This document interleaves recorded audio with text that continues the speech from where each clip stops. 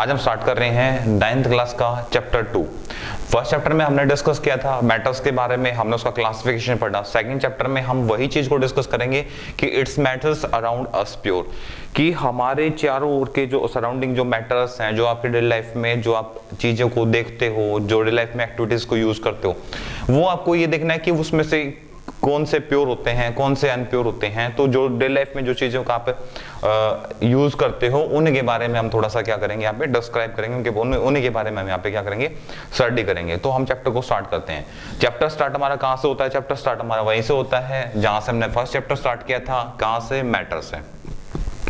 First chapter में हमें easily से पता चल गया था कि मैटर क्या होता है, ठीक है। अब मैटर को ही आगे डिस्कस करेंगे। फिर मैटर को हमने क्या किया था, क्लासिफिकेशन किया था सॉलिड, लिक्विड और गैसेस के अंदर। जो आपका मैटर फिजिकली बेस पे यानी कि फिजिकली प्रॉपर्टीज के अकॉर्डिंग वो जो आपका मैटर था वो क्या हो रहा था, चेंज हो रहा था सॉलिड, लिक्विड एंड गैसेस के अंदर।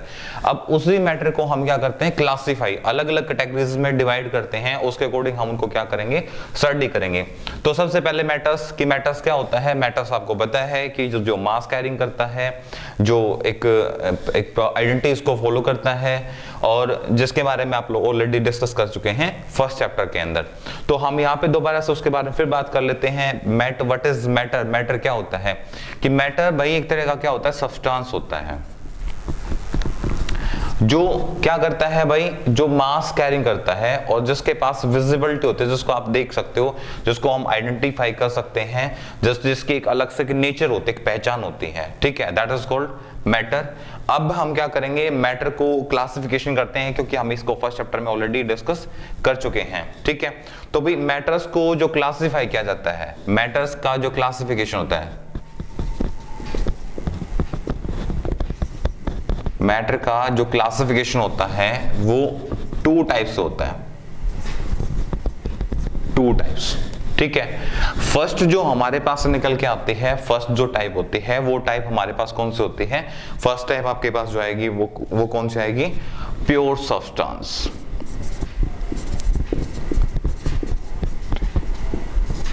और जो सेकंड आपके पास आती है तो वो आपको पता है क्या आएगा, मिक्सचर,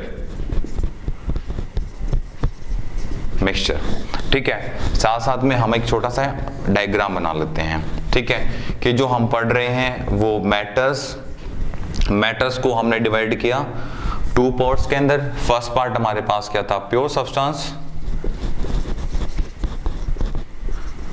और दूसरा हमने लिया यहाँ पे मिक्सचर, ठीक है। तो अब इनको डिफाइन करते हैं भाई, प्योर सब्सटेंस क्या होते हैं और मिक्सचर क्या होता है। तो प्योर सब्सटेंस के बारे में मैंने आपको पहले बोला था कि जैसे लास्ट लेक्चर में मैंने बोला था कि जैसे what are the true solutions, कि ट्रू सॉल्यूशन कौन सा होता है। और उस टाइम पे मैंने आप लोगों को ये भी बताया था कि सॉलिड्स आर ट्रू सॉल्यूशंस, कि जो सॉलिड्स होते हैं हम उनको क्या बोलते हैं, ट्रू सॉल्यूशंस बोलते हैं, ठीक है। अभी प्योर सब्सटेंस की बात कर लेते हैं। Pure substance,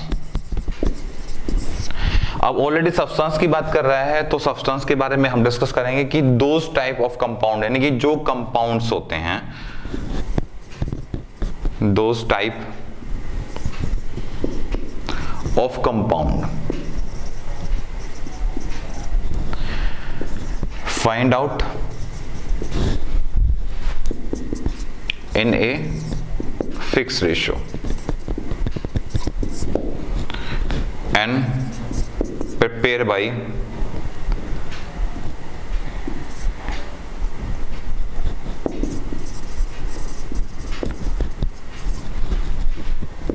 a chemical formulas।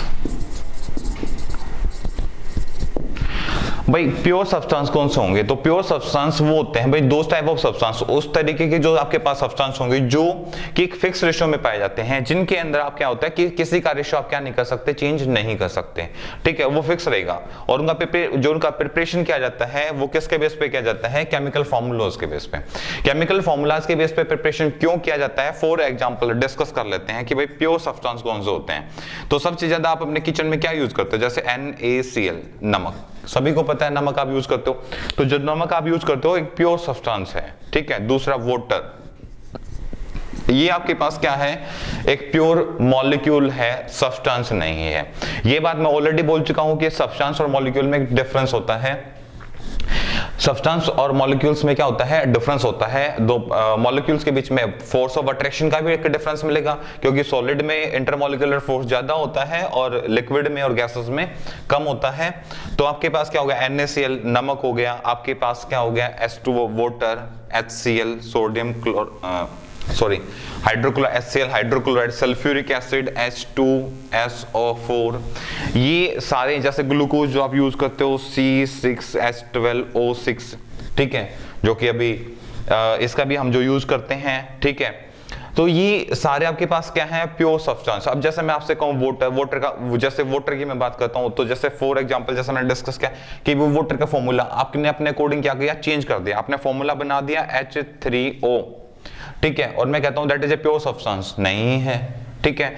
मैंने इसके अलावा बात कर दी H4O पॉजिटिव, ये भी एक क्या है, प्योर सब्सटेंस नहीं है।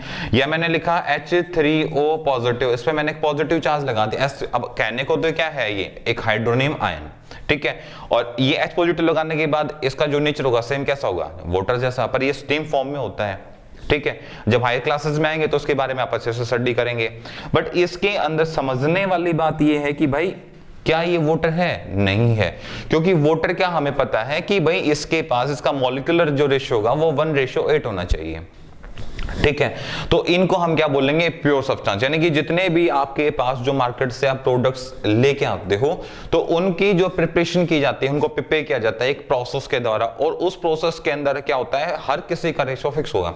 अब आप मार्केट से ग्लूकोज लेके आते हो, मार्केट से आपके पास शुगर आती है, मार्केट से आपके पास बॉर्नविटा आता है, हॉर्लिक्स लेके आते हो, या और भी बहुत सारे कंपाउंड, जैसे हम नमक लेके आते हैं, आपके पास सॉल्ट है, टूथपेस्ट है, जितने भी आप प्रोडक्ट लेके आते हो, सर्दियों में आप च्यवनप्राश लेके आते हो, ठीक है। ये सारी बातें क्यों बता रहे हो, क्योंकि आप बच्चे हो और आप इन चीजों से भी प्रैक्टिकली अपने लाइफ में यूज करते हो। तो उसमें आपने देखा होगा कि जब आप चीजों को आप यूटिलाइज करते हो, डेली एक्टिविटीज के अकॉर्डिंग आप उनका टेस्ट करते हैं, तो डेली उनका जो टेस्ट होगा वो सेम आएगा।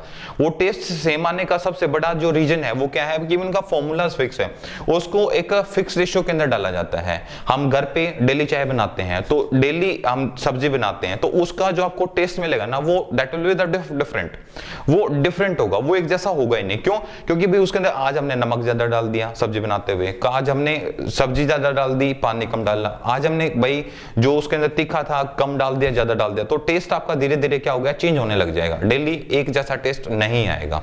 कभी आपने क्या कर दिया, उसको ज्यादा गर्म कर दिया, कभी आपने क्या किया, उसको कम गर्म किया, मतलब किसी ने किसी, जब आप उसको तैयार कर रहे थे प्रिपरेशन में, कहीं ना कहीं आपने कुछ ना कुछ उसके अंदर पेंडिंग छोड़ दिया, या किसी ने किसी चीज को आपने क्या कर दिया, एक्सेस ज्यादा कर दिया, तो उसका टेस्ट भी चेंज हो जाएगा, उसकी नेचर में क्या आ जाएगा, इफेक्ट आना स्टार्ट हो जाएगा। तो हम उसको क्या कहेंगे, प्योर सब्सटेंस नहीं कहेंगे। प्योर के अंदर सबसे बड़ी बात है कि इस तरीके के जो कंपाउंड्स होते हैं जो डेली लाइफ में आप यूज करते हो, और उनको हम क्या करेंगे, उनको एक फिक्स रेशियो के अंदर आप यूटिलाइज करना स्टार्ट करो, तो वो क्या कहलाएंगे, आपके पास प्योर सब्सटेंस कहलाते हैं, ठीक है। और ये सभी जो पार्ट्स होते हैं ये मिक्सचर के पार्ट होते हैं, वो जब डिस्कस करेंगे तो हम तब उसके बारे में अच्छे से डिस्क्राइब करेंगे चैप्टर्स को, ठीक है। अब प्योर सब्सटेंस के बारे में हमने डिस्कस किया है। अब प्योर सब्सटेंस को हमने क्या किया, टू टाइप से डिवाइड किया। अब जो आपके पास प्योर सब्सटेंस हैं हमने इनको क्लासिफाई कर दिया टू टाइप्स के अंदर। पहले हमने लिया एलिमेंट्स, और दूसरा आपके पास कौन आ गया, कंपाउंड, ठीक है। अब मिक्सचर को भी क्लासिफाई करेंगे, पर उससे पहले हम पूरा जो आपके पास प्योर सब्सटेंस है उसको क्लासिफाई कर लेते हैं। अब एलिमेंट है, फिर उसको क्लासिफिकेशन करेंगे। एलिमेंट है जो क्लासिफाई होगा वो 3 टाइप्स के अंदर होगा। एलिमेंट को आप क्लासिफाई करेंगे वो 3 टाइप्स के अंदर। पहला आपके पास कौन सा आएगा, मेटल। दूसरा आपके पास कौन आएगा, नॉन मेटल्स। तीसरा आपके पास कौन सा आएगा, मेटलोइड्स। फिर कंपाउंड है, कंपाउंड को भी ऐसे हम क्लासिफाई करेंगे 3 टाइप्स के अंदर। इसमें कौन कौन सा आएगा, एसिड, बेस, फिर आपके पास क्या आएगा, सॉल्ट, ठीक है। आज हम फर्स्ट लेक्चर में हम यही डिस्कस करेंगे, फिर हम चलेंगे मिक्सचर के ऊपर। तो अब जैसे हमने प्योर सब्सटेंस की बात की, प्योर के बारे में हमने ये चीजें डिस्कस कर ली। अब हम बात करते हैं एलिमेंट और कंपाउंड की, कि भाई what are the elements. Elements क्या होते हैं, एलिमेंट्स ठीक है। एलिमेंट्स को मैं बोल सकता हूं कि दोज टाइप ऑफ सब्सटेंस या दोज टाइप ऑफ एटम्स, ठीक है, ये चाहे कोई सब्सटेंस बनाए या कोई अपने नेचर फॉर्म में प्रेजेंट हो, तो हम इसको बोलेंगे those type of substance, sorry those type of atoms, those type of atom. ये एक इस तरीके का एलिमेंट है जिसको आप स्प्लिट नहीं कर सकते, यानी कि जब आप इसको तोड़ोगे आयनाइज फॉर्म के अंदर तो इसका जो नेचर होगा वो डिफरेंट प्रेजेंट नहीं होगा, सेम होगा। तो ये बोलते हैं कि those type of substance, substance से लिख लेते हैं यहां पे, those type of substance, substance note split into different type of ion, different type of ion. हम इनको डिफरेंट टाइप में नहीं तोड़ सकते, यहां से जब आप इसको तोड़ोगे तो उसका नेचर क्या होगा, सेम होगा, ठीक है। When split the atom, split का मतलब नहीं कि तोड़ना, ब्रेक डाउन करना, व्हेन स्प्लिट द एटम, जब आप उसको क्या करेंगे, स्प्लिट करेंगे उस एटम को, ठीक है, तो both ion will be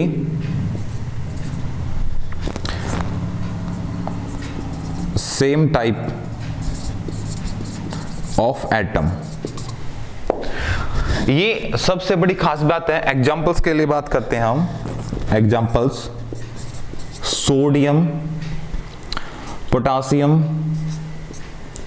calcium, oxygen, lithium, निकल, कॉपर और जिंक, और भी बहुत सारे ले सकते हो आप एलिमेंट्स। अब देखो भाई एलिमेंट क्या होता है, एलिमेंट मान लो फॉर एग्जांपल बात करते हैं, आपके पास आयरन, आयरन सबसे बड़ा कॉमन, आप अपने डेली लाइफ में बहुत ज्यादा यूज भी करते होंगे और प्रैक्टिकली आप देखते होंगे। सोडियम पोटासियम तो हो सकता है नहीं देखा हो, ऑक्सीजन को कलरलेस होती है, गैसेस फॉर्म में होती है, पर आयरन की बात कर लेते हैं। अब मान लो सपोज बात करते हैं कि आपके पास एक लोहे का टुकड़ा है, ठीक है, और टाइम टू टाइम उसको क्या हो जाता है, धीरे धीरे उसको जंग लगना स्टार्ट हो जाता है। जंग लगने के बाद क्या होगा कि उसके ऊपर एक ब्राउन कलर की लेयर आनी स्टार्ट हो जाती है, और उस लेयर पे फॉर एग्जांपल हम उसको थोड़ा सा डिस्क्राइब कर लेते हैं कि भाई मेरे पास ये मेटल है, किसका, आयरन का, ठीक है, इसके ऊपर साइड आ गई किसकी, ब्राउन कलर की, इसके जंग लग गया भाई इसको।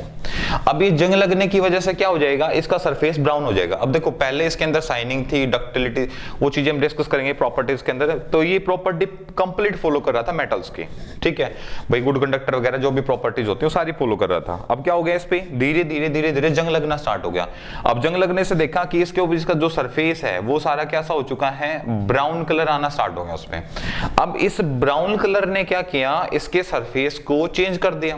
अब पहले इसके अंदर शाइनिंग थी भाई, अब तो शाइनिंग नहीं रही, अब उसका कलर फेड होने लग गया है। अब पहले इसके अंदर क्या था, पहले नॉर्मली था, अब इसके ऊपर एक ब्राउन कलर की लेयर कोटिंग हो गई है। तो उसका क्या करें भैया, हम पे क्या इफेक्ट पड़ेगा उस चीज का, तो हम पे इसका जो सबसे बड़ा इम्पैक्ट जो देखने को मिलता है वो ये मिलेगा कि भाई अब आपने क्या कर दिया, इसको तोड़ दिया या इसको आपने प्योरीफाई किया, तो इसके सरफेस से जो ब्राउन कलर की कोटिंग हुई थी वो रिमूव हो जाएगी, ठीक है, सॉरी, क्योंकि आप इसको साफ करेंगे तो क्या होगा, इंप्योरिटीज से रिमूव होंगी। पर उन इंप्योरिटीज को जो आपने रिमूव किया है, ठीक है, उन इंप्योरिटीज को जब आपने रिमूव किया है तो उसमें से भी आप जब टेस्टिंग करेंगे तो वो पार्टिकल्स जो आपने रिमूव किए हैं वो भी किसके निकलेंगे, आयरन के। जो लॉस पार्टिकल्स होंगे वो भी किसके होंगे, वो पार्टिकल्स भी आयरन के होंगे, ठीक है। अच्छा, जो वहां पे प्रेजेंट बचेंगे वो भी किसके होंगे, जो प्रेजेंट्स आपके पास होंगे वो भी किसके होंगे, आयरन्स के ही होंगे। तो भाई अब आयरन की मैंने वही तो बताया। अब जैसे मान लो जनरली क्या करते हैं हम, जैसे NaCl को जब हमने प्योर सब्सटेंस की बात की थी, तो जैसे मैं NaCl को तोड़ता सोडियम और क्लोरीन में, तो इसके अंदर क्या होता है कि सोडियम को तोड़ते ही सोडियम पे पॉजिटिव चार्ज आता और इस पे क्लोरीन पे नेगेटिव चार्ज आता, ठीक है। तो अब इस सोडियम को मैं तोड़ता यहाँ पे NaCl को, तो ये टूटता Na पॉजिटिव और Cl नेगेटिव के अंदर। तो ये मेरी कैटायन बन जाती है और ये मेरे पास क्या बन जाती है, एन, यानी कि डिफरेंट आयंस का यहाँ पे प्रेजेंस पाया जाता है। तो मैं इसको किसी भी एक एलिमेंट में कंसिडर नहीं कर सकता। तो इसलिए मैं क्या बोलता हूँ कि दोस टाइप ऑफ द सब्सटेंस, ऐसे सब्सटेंस नो स्प्लिटर, जिसको आप तोड़ते हो तो वो डिफरेंट टाइप ऑफ आयन में नहीं टूटता, वो किस में टूटता है, सेम के अंदर, ठीक है, and split into the same type of atom, कि उसका जो एटम्स का जो भाई कितने टुकड़ों में तोड़ लो आप, कितने छोटे पार्टिकल बना लो आप इसके, पर जो नेचर रहेगा वो एक पर्टिकुलर एटम का ही रहेगा। आप इसमें से कोई भी ले सकते हो, या इसके अलावा और भी आपके पास पीरियोडिक टेबल में 118 एलिमेंट है, उनमें से कोई भी आप ले सकते हो। Sodium, potassium, calcium, oxygen, lithium, lead, nickel, copper, zinc और आयरन, इनमें से कोई भी आप एक एलिमेंट उठाओ, उसको आप यूज करो, कहीं से तोड़ो, कहीं से इसका यूटिलाइज करो, जो प्रॉपर्टीज फॉलो करेगा टूटने के बाद भी और टूटने से पहले भी, और पर्टिकुलर एक ही एटम की प्रॉपर्टीज को फॉलो करेगा, ठीक है। अब एलिमेंट्स को हम क्या करेंगे, अब एलिमेंट्स को हम क्लासिफिकेशन किया हमने 3 तरीके से, मेटल, नॉन मेटल और मेटलॉइड, ठीक है। भाई हमारी जो मॉडर्न पीरियोडिक टेबल है, मॉडर्न पीरियोडिक टेबल में आपके पास 118 एलिमेंट हैं। उन 118 एलिमेंट को क्या किया हमने, अलग अलग फॉर्म में क्लासिफाई कर दिया। थोड़ा सा यहाँ पे मैं आप लोगों को एक्स्ट्रा बातें बताता हुआ चलूंगा, जो कि अभी तो काम आएंगी नहीं, ठीक है, और जनरल नॉलेज के लिए तो अभी भी काम आएंगी,